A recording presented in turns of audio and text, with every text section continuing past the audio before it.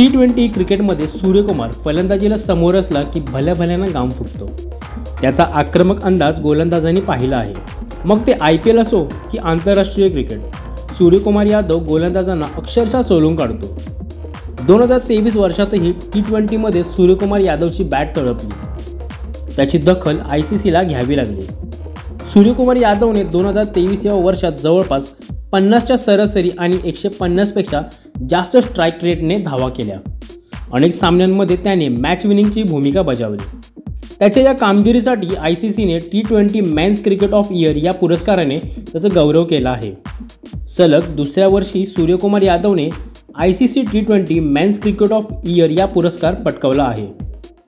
सूर्यकुमार यादवने सिकंदर रजा, अल्पेश रामजानी आणि mark Chapman यांना मागे टाकत हा पुरस्कार मिळवला आहे। सूर्यकुमार यादवने T20 क्रिकेटच्या 17 डावात 48.86च्या सरासरीने 733 धावा केल्या। यावेळी त्याचा स्ट्राईक रेट 155.95 इतका होता। सूर्यकुमारने 2023च्या सुरुवातीला श्रीलंकेविरुद्ध 51 चेंडूत 112 धावांनी खेळी केली होती। यात 9 षटकार आणि 7 चौकारांचा समावेश होता। आकडेवारीनुसार प्रत्येकी 3 चेंडूनंतर 1 चौकार मारला असंच म्हणावं लागेल।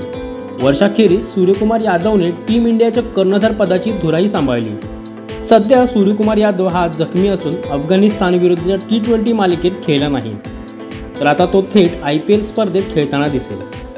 IPLमध्ये मुंबई इंडियन्सकडून खेळताना अनेक विक्रम त्याने मोडीत काढले आहेत।